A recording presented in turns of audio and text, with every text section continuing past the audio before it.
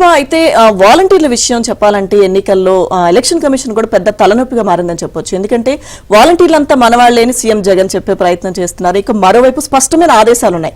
వాలంటీర్లు ఎన్నికల విధుల్లో పాల్గొనకూడదు అని చాలా చోట్ల నేతలతో ప్రచారంలో వాళ్ళు పాల్గొనడం కానీ కొంతమంది మీద చర్యలు తీసుకోవడం, కానీ ఎక్కడికక్కడ వాళ్ళని పూర్తి స్థాయిలో కట్టడి చేసే పరిస్థితులు అయితే కనిపించడం లేదు. ఇంకోవైపు వాళ్ళకి తాయిలాలు ఇచ్చేందుకు వాలంటీర్లకు భారీ స్థాయిలో అంతా సిద్ధం చేయడం, గిఫ్ట్ బాక్స్లు అవి చాలా చోట్ల పోలీసులు పట్టుకొని ఇటువంటి కూడా మనం చూసాం. సో వాలంటీర్ వ్యవస్థ అనేది ఈ ఎలక్షన్స్ సమయంలో చాలా పెద్ద తలనొప్పిగా మారింది కదా. రైట్, జగన్ మాత్రం అక్కడ కార్యకర్తలను కానీ అలాగే నేతలను కానీ ఎవరిని కూడా నమ్మడం లేదు. కేవలం వాలంటీర్ల మీద ఆయన నమ్మకం పెట్టుకోవడం జరిగింది. సో ఈసీ ఎన్ని ఆంక్షలు పెట్టినా సరే వీటికి మాత్రం బేఖాతరు చేస్తున్నారని చెప్పొచ్చు. సో వాలంటీర్లంతా మనవాళ్లేనని ముఖ్యమంత్రి జగన్ తో సహా వైసీపీ నేతలు చెప్తున్నారు. ఎన్నికల ముందు పలు చోట్ల వాలంటీర్లకు వైసీపీ అభ్యర్థులు తాయిలాలు పంపిణీ చేస్తున్నారు. ఈ పరిస్థితుల్లో ఏప్రిల్ మే నెలలో సామాజిక పెన్షన్ల పంపిణీ వాలంటీర్ల ద్వారానే చేయాలని ప్రభుత్వం ఆదేశాలు ఇవ్వడంతో ఎన్నికల కోడ్ అమలుపై అనుమానాలు వ్యక్తమవుతున్నాయి. రాష్ట్ర వ్యాప్తంగా గ్రామ వార్డు సచివాలయాల్లో పర్మనెంట్ ఉద్యోగులు 1.5 లక్షల మంది ఉన్నారు. అయినా వాలంటీర్ల ద్వారానే పెన్షన్లు పంపిణీ చేయాలని నిర్ణయించడం వెనుక ప్రభుత్వ పెద్దల ఎత్తుగడ ఉంది అని పలువురు అనుమానిస్తున్నారు.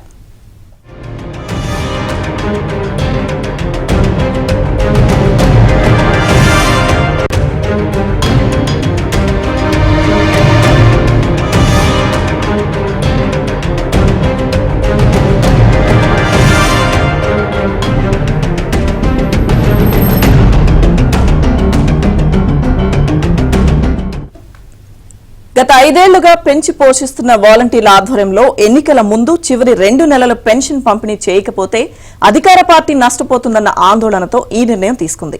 ఇప్పటికే ఆయా కుటుంబాల వద్దకు వెళ్లి వైసీపీకి అనుకూలంగా ప్రచారం చేస్తున్న వాలంటీర్లు ఉదయం పెన్షన్ ఇచ్చి మధ్యాహ్నం వైసీపీ అభ్యర్థులకు ఓట్లు వేయాలని ప్రభావితం చేస్తారని పలువురు అనుమానిస్తున్నారు.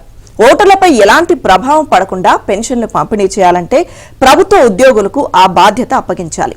1.5 లక్షల మంది గ్రామ వార్డు సచివాలయ ఉద్యోగులు అందుబాటులో ఉన్నారు. వారంతా ఇప్పుడు ప్రభుత్వ ఉద్యోగులు. ప్రతి సచివాలయంలో 8 మంది నుంచి 14 మంది దాకా ఉద్యోగులున్నారు.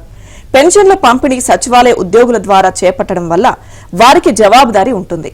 ప్రభుత్వ ఉద్యోగులైనందున ఎన్నికల కోడ్ అతిక్రమించే అవకాశం ఉండదు.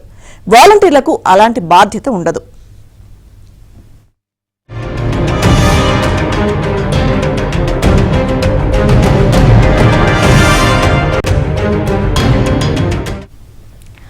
సీఎం జగన్ ఆ పార్టీ అభ్యర్థులందరూ ఎన్నికల్లో వాలంటీర్లను నమ్ముకున్నారు. ఎన్నికల్లో సహకరించి ఓట్లు వేయించాలని పలువురు అభ్యర్థులు వారికి మిక్సీలు, కుక్కర్లు లాంటి విలువైన కానుకలు ఇచ్చారు. ఈ నేపథ్యంలో వాలంటీర్లకే పెన్షన్లు పంపిణీ బాధ్యతలు అప్పచెప్తే ఎన్నికల కోడ్ నిష్పక్షికంగా ఎలా అమలవుతుంది అని పలువురు ప్రశ్నిస్తున్నారు. వాలంటీర్లతోనే పెన్షన్ పంపిణీ చేయించాలి అన్న రాష్ట్ర ప్రభుత్వం వ్యూహాన్ని ఎన్నికల కమిషన్ కూడా అంగీకరించడంతో ఎన్నికల కోడ్ యథేచ్ఛగా ఉల్లంఘించే అవకాశం ఉంది అని అంటున్నారు. మే 13న ఎన్నికలు ఉండడంతో రాజకీయ పార్టీలన్నీ ప్రచారాన్ని ఉధృతం చేస్తాయి. అలాంటి సమయంలో వాలంటీర్ల ముసుగులో ఉన్న వైసీపీ కార్యకర్తలు పెన్షన్లు పంపిణీ చేస్తే ఖచ్చితంగా వివాదాలు తలెత్తుతాయని పలువురు అభిప్రాయపడుతున్నారు. ఇక ఇప్పటికే చాలా చోట్ల వాలంటీర్లు వైసీపీ తరపున ఎన్నికల ప్రచారం చేస్తున్నారు.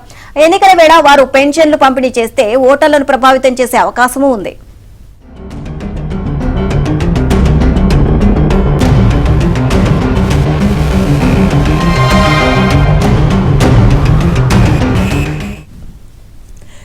ఏప్రిల్ మే నెలల్లో పెన్షన్లను వాలంటీర్లు ఆథరైజేషన్ లెటర్స్ తో పంపిణీ చేయాలని సెప్ సీఈఓ సర్క్యులర్ జారీ చేశారు.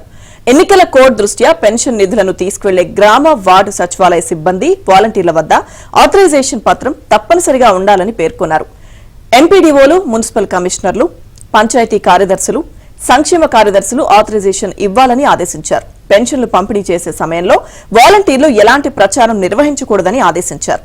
పెన్షన్ పంపిణీ చేసినట్లుగా ఫోటోలు, వీడియోలు తీయవద్దని, ఎన్నికల కోడ్ ఉల్లంఘించినట్లయితే చర్యలు తీసుకుంటామని పేర్కొన్నారు.